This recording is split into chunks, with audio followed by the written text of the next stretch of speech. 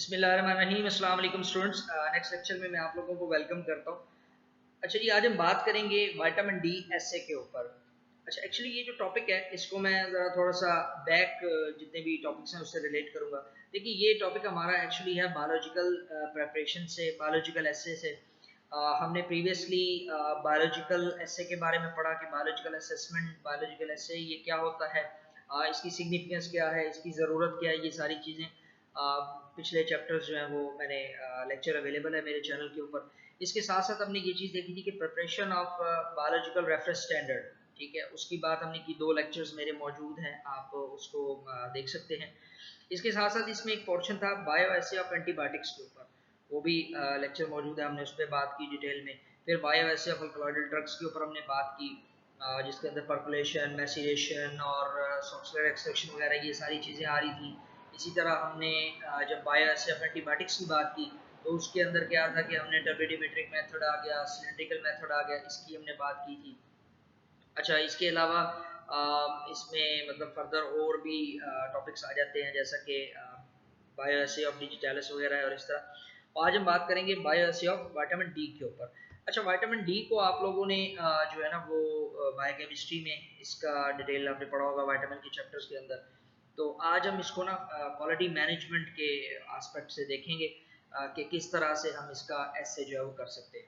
अच्छा, जहाँ तक बात ये है कि थोड़ा सा हम इसका इंट्रो ले लेते हैं कि विटामिन डी के और नाम क्या हैं, इनकी टाइप्स क्या हैं, वो सारी चीज़ें। तो ये देखिए, विटामिन डी जो है इसको हम एल्गोकैल्सिफेरॉल भी कहते हैं, विटामिन डी 2 है, कोलिकैल्सिफेरॉल भी कहा जाता है, विटामिन डी 3 कैल्सीडाइओल। उसका ये है कि आगे फर्दर उसका स्ट्रक्चर मतलब अगर देखें तो 25 हाइड्रोक्सी विटामिन डी है, कैल्सीफिडाइओल है 25 हाइड्रोक्सी विटामिन डी, कैल्सीट्राइओल है 125 डाई हाइड्रोक्सी विटामिन डी। यानी कि ये सारे ना उसके केमिकल आगे नेम्स है और फर्दर टाइप्स हैं उसकी। अच्छा, जो फॉर्मल इसका जो नेम है वो है 25 हाइड्रोक्सी विटामिन डी और 1 और आगे comma 25 di hydroxy vitamin D, ये यानी कि इसके आप कह लें फॉर्मल नेम्स है।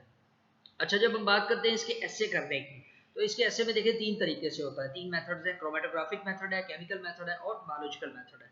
अच्छा, हम यहाँ पर आज ना 2 मेथड्स को डिस्कस करेंगे, क्रोमेटोग्राफिक मेथड को और केमिकल मेथड को। बायोलॉजिकल मेथड को मैं इसलिए डिस्कस नहीं करूँगा क्योंकि वो ज़रा थोड़ा सा ना पोस्ट ग्रेजुएट लेवल का ज़रा थोड़ा सा टॉपिक आ जाता है, तो उसको हम फॉर्म डी के सिलेबस में मतलब उसको मैं समझता हूँ कि वो उसकी इतनी ज़रूरत नहीं है। अलबत्ता नाम मैंने आपको उसका बता दिया कि बायोलॉजिकल मेथड भी होता है, तो आप यूएसपी वगैरह से या बीपी वगैरह से मतलब किसी भी फार्माकोपिया में आप उसकी डिटेल्स देख सकते हैं। तो यहाँ पर हम as per the specification of USP हम इसको डिस्कस करते हैं। अच्छा, देखें, जो क्रोमेटोग्राफिक मेथड होता है ना वो ये होता है कि इस प्रेशराइज लिक्विड क्रोमेटोग्राफिक प्रोसीजर है और डिटर्मिनेशन हम करते हैं विटामिन डी की एज पर यूएसपी स्पेसिफिकेशंस। अच्छा, होता ये है कि कोलिकैल्सिफेरॉल या एल्गोकैल्सिफेरॉल की फॉर्म में एज ए इंग्रेडिएंट इसको जो है ना फार्माकोपियल मल्टीपल विटामिन प्रिपरेशन के लिए जो है ना इसको हम यूज़ करते हैं। अच्छा, अब इस ऐसे के दौरान सिंपल सी बात है, प्रिकॉशन ये है कि वो सोल्यूशन जिसके अंदर टेस्ट स्पेसिमेन है, रेफरेंस स्टैंडर्ड है, उसको हमने एटमॉस्फेयर से और लाइट से जो है बचाना है। और कैसे बचाना है, प्रेफरेबली ये हो सकता है कि आप यूज़ ऑफ ब्लैंकेट करें इनर्ट गैस का, कोई सी भी इनर्ट गैस आप मतलब जो स्पेसिफिकेशन लिखी हुई है उसको लो एक्टिनिक ग्लासवेयर वगैरह यूज़ करें, तो आप लाइट और एटमॉस्फेयर से उस चीज़ को बचा सकते हैं। अच्छा, अब इसमें यूएसपी रेफरेंस स्टैंडर्ड्स कौन से यूज़ होते हैं, हमने चूँकि मैंने बताया ना हमने बात की हुई है डिटेल में कि बायोलॉजिकल रेफरेंस स्टैंडर्ड्स कैसे बनते हैं। तो अब इसमें जो रेफरेंस स्टैंडर्ड है वो यूज़ कौन से हो रहे हैं, इसमें ये है जी कि यूएसपी में आ रहा है कि एल्गोकैल्सिफेरॉल रेफरेंस स्टैंडर्ड है या कोलिकैल्सिफेरॉल रेफरेंस स्टैंडर्ड को हम यूज़ करते हैं ऐसे करने के लिए फार्मास्यूटिकल डोजेज फॉर्म जो कि लेबल्ड होती हैं, जिसके अंदर लिखा होता है विटामिन डी एज एल्गोकैल्सिफेरॉल या कोलिकैल्सिफेरॉल रिस्पेक्टिवली। तो हम जो है वो क्या करते हैं, कोलिकैल्सिफेरॉल या एर्गोकैल्सिफेरॉल रेफरेंस स्टैंडर्ड जो है वो यूज़ करते हैं। इसके अलावा अगर इसकी हम थोड़ी सी डिटेल में अगर चले जाएँ तो ये होता है कि यूएसपी D4 6 कोलेस्टिडाइनोल RS यानी कि रेफरेंस स्टैंडर्ड ये भी यूज़ होता है। यूएसपी एल्गोकैल्सिफेरॉल RS के ऊपर बात होगी। USP vitamin D SA system suitability reference standard, यानी कि चंद रेफरेंस स्टैंडर्ड है, ये आपको उसमें यूएसपी में जब आप इसका देखेंगे विटामिन डी एसए का चैप्टर अगर आप खोलेंगे तो उसमें आपको नाम एज इट इज लिखे हुए मिल जाएंगे। फर्दर आगे हम बात करते हैं कि कौन से स्पेशल रीएजेंट्स और सॉल्यूशंस जो है वो यूज हो सकते हैं। तो इसमें नंबर 1 आता है हमारे पास ईथर आता है। ईथर को आप यूज करते हैं एज ए इथाइल ईथर, ठीक है, यूज करते हैं with in 24 hours after opening container. यानी कि ईथर का जब आप कंटेनर करेंगे तो आपने उसको 24 आवर्स के अंदर उसको कंटेन आपने यूज आपने कर लेना है। इसके बाद हमारे पास आता है डिहाइड्रेटेड हेक्सेन, ठीक है जी। इसके लिए हम क्या करते हैं कि हम प्रिपेयर करेंगे क्रोमेटोग्राफिक कॉलम को, पैक करेंगे हम क्रोमेटोग्राफिक ट्यूब उसके साथ ना, ठीक है। तो डायमीटर क्या होगा उस ट्यूब का 60 टू 8 सेंटीमीटर डायमीटर होगा, with 500 grams of 50 to 250 micrometre chromatographic siliceous earth, ठीक हो गया। मैं दोबारा रिपीट करता हूँ कि हम प्रिपेयर करेंगे क्रोमेटोग्राफिक कॉलम को, उसको हम पैक करेंगे बाय पैकिंग अ क्रोमेटोग्राफिक ट्यूब। ट्यूब का डायमीटर क्या होगा 60 इंटू 8 सेंटीमीटर डायमीटर होगा, ठीक है, 60 सेंटीमीटर इंटू 8 सेंटीमीटर डायमीटर। और उसके अंदर क्या होगा 500 ग्राम होंगे किसके 50 to 250 micron metre chromatographic siliceous earth के, ठीक हो गया। एक्टिवेट करेंगे इसको by drying at 150 calendar degree for 4 hours, ठीक हो गया। उसके बाद इसको हम क्या करेंगे पास करेंगे 500 millilitre of hexane through the column, यानी कि वो जो कॉलम ऊपर हमने बनाया उसके अंदर से 5 ml जो हेक्सेन का हम गुजारेंगे और कलेक्ट कर लेंगे एल्यूट को ग्लास टॉपर फ्लास्क के अंदर। वो ये हमारा ये स्पेशल आप कह रहे हैं कि रिएजेंट और फिर ये यूज होगा, सोल्यूशन रिएजेंट दोनों चीजें इसमें आ रही हैं। तीसरा हमारे पास आ रहा है ब्यूटाइलेटेड हाइड्रोक्सीटोलिन सोल्यूशन। इसमें हम क्या करेंगे कि डिसॉल्व करेंगे क्वांटिटी ऑफ ब्यूटाइलेटेड हाइड्रोक्सीटोलिन को क्रोमेटोग्राफिक हेक्सेन में, ताकि हम क्या करेंगे ऑब्टेन हो सके हमें सोल्यूशन कंटेनिंग 10 मिलीग्राम पर ml, वही हम इसमें सोल्यूशन बनाएंगे। Then comes number 4 aqueous potassium hydroxide solution।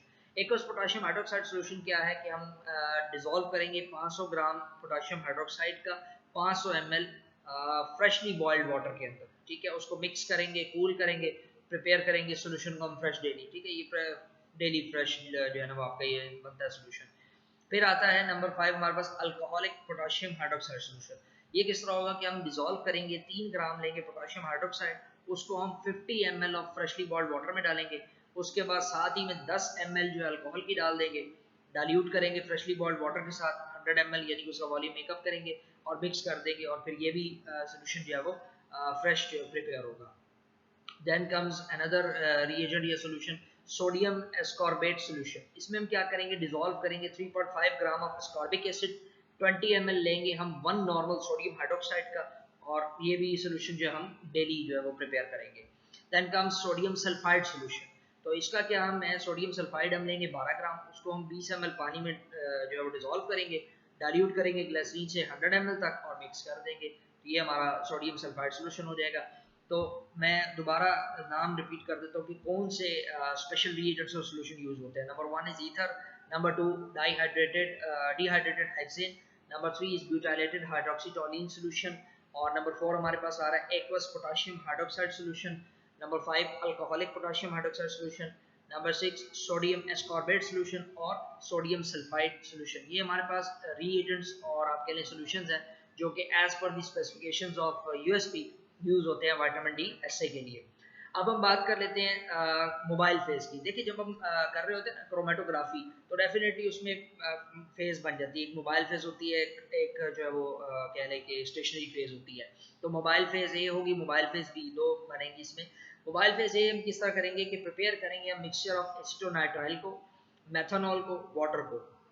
Ratio क्या होगा 25:25:1।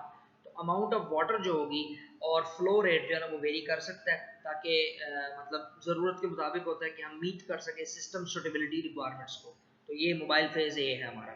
अब मोबाइल फेज बी को अगर हम देखें तो वो क्या है कि प्रिपेयर हमने करना है 3 in 1000 मिक्सचर, यानी कि 3 in 1000 mixture of n amyl alcohol in dehydrated hexane, यानी कि हम 3 in 1 में ये रेशो बना 3 in 1000 mixture of n amyl alcohol in dehydrated hexane.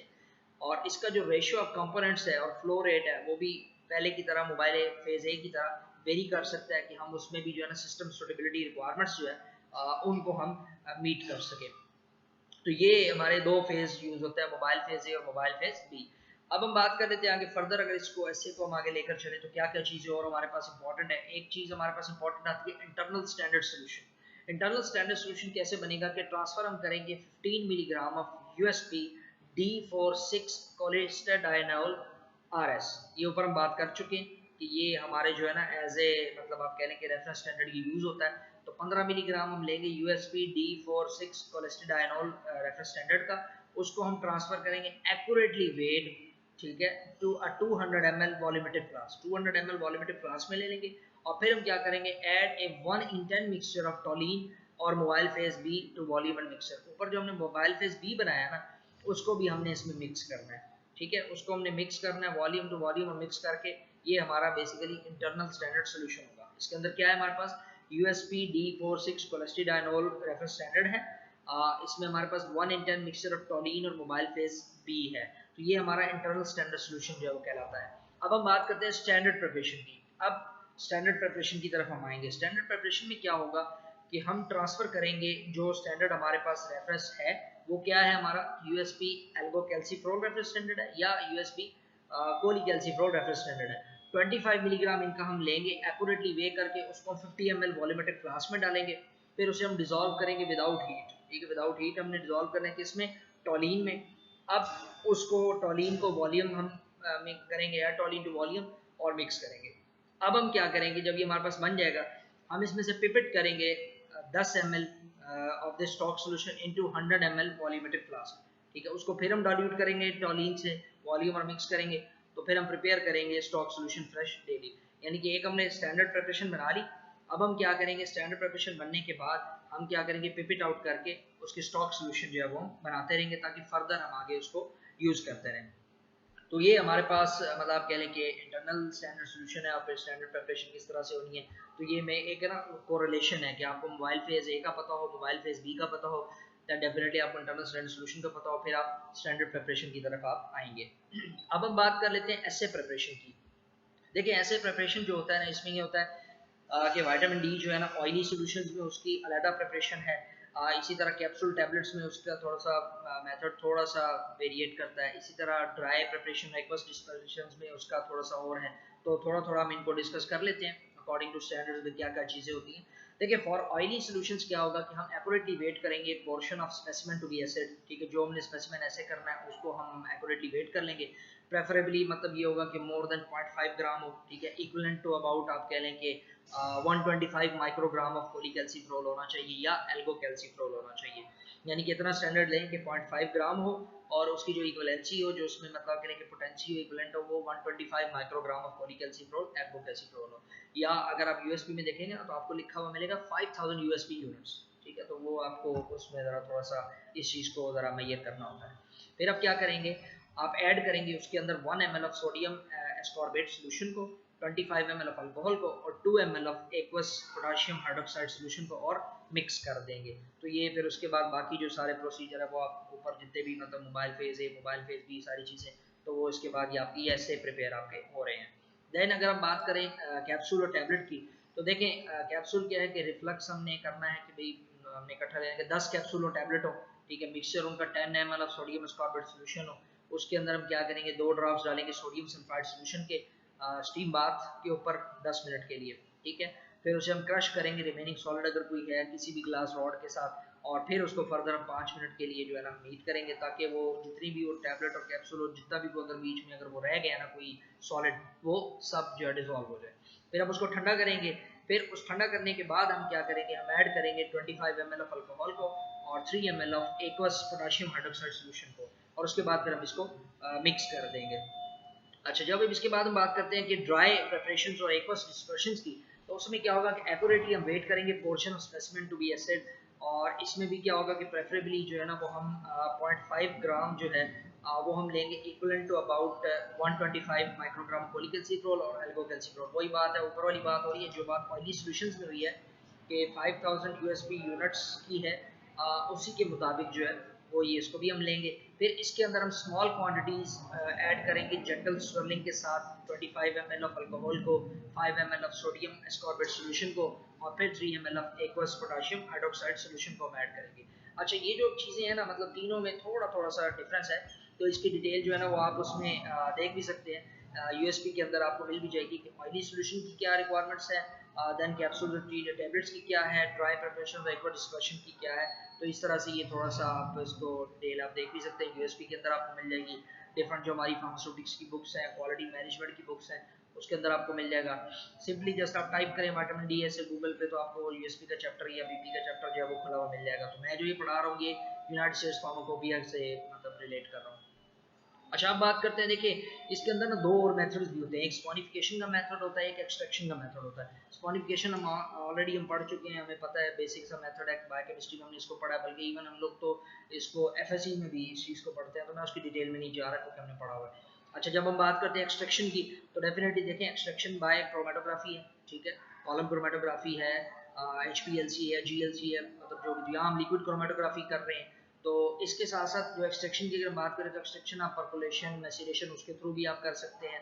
तो वो ये वही बात है, डिपेंड कर रहा होता है कि जो रिक्वायरमेंट जो लिखी जाती है उसके मुताबिक होता है। तो इनकी डिटेल्स में हम नहीं जा रहे, क्योंकि इनका जो है ना सच वो इतना ज़्यादा यहाँ पर इम्पैक्ट मतलब हमारे इस टॉपिक से रिलेटेड नहीं है ज़रूर, लेकिन वो ये ज़रा थोड़ा साइड लाइन हो जाता है। हम ज़रा थोड़ा सा उस चीज़ पे आना चाह रहे हैं कि किस तरह से इसको प्रॉपर वे में जो है वो हम इसको लेकर चलें। इसके बाद आएगा क्रोमेटोग्राफिक सिस्टम की बात करते हैं। क्रोमेटोग्राफिक सिस्टम में क्या है कि हम जो है ना वो क्रोमेटोग्राफ यूज़ करेंगे, रूम टेम्परेचर के ऊपर ऑपरेट करेंगे, उसे फिट करेंगे हम उसे यूवी डिटेक्टर के साथ, जो कि मॉनिटर करेगा एब्जॉर्प्शन एट 254 नैनोमीटर्स। ठीक है, ये उसका मतलब आप एक एब्जॉर्प्शन सेट कर देंगे, और जो उसका आप कह लें कि जो कॉलम का जो पैक का जो साइज होगा that is 30 centimetre into 4.6 millimetre. Stainless steel clean up column हो, जिसको पैक करेंगे विद कॉलम पैकिंग L7। ये स्पेशल एक पैकिंग है जो अकॉर्डिंग टू स्टैंडर्ड है, L7। And using mobile phase A, mobile phase ए जो ऊपर मैं पहले बात कर चुका हूँ कि पहले हमने जो बनाई मोबाइल फेज ए, और उसके साथ फिर हम क्या करेंगे, दूसरा क्या होगा, and 25 centimetre into 4.6 millimetre stainless steel analytical column.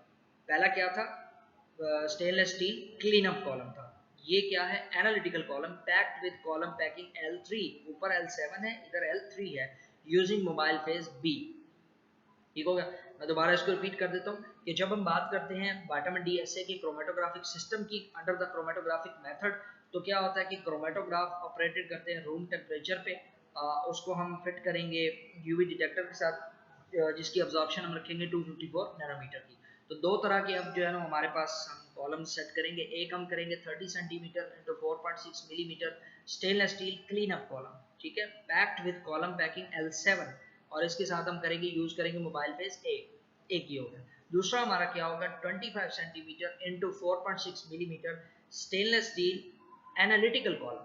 ठीक है, तो ये दो डिफरेंट है, एक क्लीन अप कॉलम है, एक एनालिटिकल कॉलम है। तो एनालिटिकल कॉलम को पैक किसके साथ करेंगे, कॉलम पैकिंग L3 के साथ, तो यूज हम करेंगे मोबाइल फेज बी। तो ये मतलब आप कह लें कि clean up column system suitability test एक होता है, और एक एनालिटिकल कॉलम सुटेबिलिटी जो है ना वो सिस्टम सुटेबिलिटी टेस्ट होता है। दोनों के जो है ना वो अपने टेस्ट होते हैं यही क्रोमेटोग्राफिक सिस्टम बनाने के बाद। तो उन टेस्ट की जो है वो डिटेल में मैं इतना नहीं जाऊँगा, मतलब वो मैं वही बता रहा हूँ कि वो एक अलग एक टॉपिक है। तो इंशाल्लाह इन दो चीज़ों पर ना, स्पॉनिफिकेशन और एक्सट्रैक्शन के ऊपर, फिर क्लीन अप कॉलम के ऊपर और एनालिटिकल कॉलम की, इंशाल्लाह दोनों जो है ना वो हम डिटेल में बात करेंगे, क्योंकि ये ना थोड़ा सा ना आप कह लें कि R&D से रिलेटेड, रिसर्च एंड डेवलपमेंट से रिलेटेड आ जाता है, थोड़ा सा एक आप कह लें कि प्रैक्टिकल अप्रोच इसकी है। तो इंशाल्लाह फिर किसी दिन इसको डिटेल में डिस्कस करेंगे, स्पेशली फॉर रिसर्चर्स जो मतलब रिसर्च कर रहे हैं क्रोमेटोग्राफिक मेथड्स को यूज़ करते हुए, तो उनके लिए इंशाल्लाह मैं इसमें कोई ना कोई लेक्चर जो हम इंशाल्लाह अपलोड करेंगे। अच्छा जी, अब हम बात करते हैं नेक्स्ट, हमारा जो इसमें है वो आ जाता है केमिकल मेथड। केमिकल मेथड में क्या हो रहा है कि वही बात है कि आपने क्या करना है कि जनाब जो विटामिन डी के इंग्रेडिएंट है फार्माकोपियर प्रिपरेशंस के मुताबिक वो आपने मतलब लेने हैं, आपने एस्से को कंप्लीट करना है, एक्सरसाइज आपने करनी है कि थ्रू आउट प्रोसीजर जो है ना वही बात है कि एक्सपोजर टू एयर और एक्टेनिक लाइट वगैरह वो ना हो, blanket of inert gas use करें, लो एक्टेनिक ग्लासवेयर वगैरह यूज़ करें, ये सारी चीज़ें हैं। यूएसपी रेफरेंस वही यूज़ हो रहे हैं जो एज इट इज़ ऊपर यूज़ हुए थे, ठीक है, वही यूएसपी एल्बो कैल्सीप्रो रेफरेंस स्टैंडर्ड है, वही कोली कैल्सीप्रो रेफरेंस स्टैंडर्ड है, वही एज इट इज़ यूज़ होगा। अच्छा, अब हम बात करते हैं स्पेशल रिएजेंट्स और सॉल्यूशंस की, वो ज़रा थोड़ा सी चेंज है। अच्छा, स्पेशल रिएजेंट सॉल्यूशन में नंबर 1 आ जाएगा क्रोमेटोग्राफिक फुलर्स अर्थ। ये क्या है, यूज़ करेंगे हम chromatographic fuller earth having a water content corresponding to between 8.5% to 9% of loss on dry, यानी कि ये हम रिएजेंट यूज़ करेंगे जिसका वाटर कंटेंट होगा बिटवीन 8.5 से 9% ऑफ लॉस ऑन ड्राई। दूसरा आ जाएगा सॉल्वेंट हेक्सेन आ जाएगा। हेक्सेन का तकरीबन वही है कि सॉल्वेंट हेक्सेन हम यूज़ करेंगे, तो रीएजेंट इंडिकेटर सोल्यूशन, ये मतलब सारी डिटेल्स आपको मिल जाएंगी, तो उसके मुताबिक जो है ना वो मीट करेगा फॉलोइंग एडिशन स्पेसिफिकेशन, उसको रीडिस्टिलेशन वगैरह करते हैं और सारा इस तरह वो यूज़ होता है। तो ये हमारे पास सॉल्वेंट हेक्सेन है। इसके बाद आता है हमारे पास एक आती है एक चीज़ आती है स्पेक्ट्रल प्योरिटी की बात हम करते हैं कि नेसेसरी अगर हो तो फॉलोइंग एडिशंस जो स्पेसिफिकेशन है स्पेक्ट्रल प्योरिटी के लिए सॉल्वेंट, तो हम क्या करते हैं मैयर करेंगे इन 1 सेंटीमीटर सेल एट 300 नैनोमीटर, और सूटेबल स्पेक्ट्रोफोटोमीटर हम लेंगे अगेंस्ट एयर ब्लैक, और अब्जॉर्बेंस जो है ना वो 0.070 रखा जाएगा। यानी कि ये एक ना स्पेक्ट्रोफोटोमीटर का एक मेथड है कि आप स्पेक्ट्रल प्योरिटी आप चेक करें। 1 सेंटीमीटर का सेल आप लेंगे, जो एक सेल होता है स्पेक्ट्रोफोटोमीटर का ग्लास सेल जो होता है, उसको हम 300 नैनोमीटर ऑब्जॉर्प्शन हम सेट कर देंगे, उसको हम रखेंगे, वेवलेंथ जो है हम वो सेट करेंगे, और फिर उसके बाद क्या उसकी अब्जॉर्बेंस हमारे पास वैल्यू हमें नजर आ जाएगी 0.070 होनी चाहिए, इससे ज़्यादा नहीं होनी चाहिए। इसके बाद अगला आता है हमारे पास इथाइलिन डाइक्लोराइड। इथाइलिन डाइक्लोराइड क्या है कि प्योरीफाई करेंगे पैसेज को थ्रू कॉलम ऑफ आप कह रहे हैं कि granular 20 to 200 mesh silica gel, तो इथाइलिन डाइक्लोराइड उसको यूज़ करेंगे। फिर पोटाशियम हाइड्रोक्साइड सोल्यूशन हमारे पास आ जाता है, 500 ग्राम में पोटाशियम हाइड्रोक्साइड वाटर में डालेंगे, 1000 ml उसका मेकअप कर लेंगे, ये हमारा सोल्यूशन बन जाएगा पोटाशियम हाइड्रोक्साइड का। Then comes butylated hydroxytoluene solution, ये हम ऊपर बात कर चुके हैं, पहले बात कर चुके हैं, एज इट इज वैसे ही यूज होगा। इसी तरह ईथर की अगर हम बात करें, ईथर ऊपर हमने यूज किया था इथाइल ईथर, यहाँ पर हम यूज करेंगे यानी कि केमिकल मेथड में हम यूज करेंगे यूज फ्रेशली डिस्टिल्ड ईथर, ठीक है, डिस्कार्ड करेंगे पहले थोड़ा सा, और लास्ट 10% जो पोर्शन ऑफ डिस्टिलेट है ना उसको हम यूज करेंगे। Then comes colour reagent. Colour reagent में देखें दो चीजें आती हैं, दो स्टॉक सोल्यूशन बनाएंगे हम कलर रिएजेंट के, एक हमारा होगा सोल्यूशन ए, दूसरा हमारा होगा सोल्यूशन बी। जहाँ तक बात हम करते हैं सोल्यूशन ए की, तो सोल्यूशन ए में क्या होगा कि हम मतलब इसकी डिटेल में फर्दर जो है मैं नेक्स्ट आपको नेक्स्ट इंशाल्लाह वीडियो में इसका मैं शेयर करूँगा आपके साथ डिटेल्स इसकी, देखते हैं केमिकल क्रोमेटोग्राफी की बाद में। Thank you so much.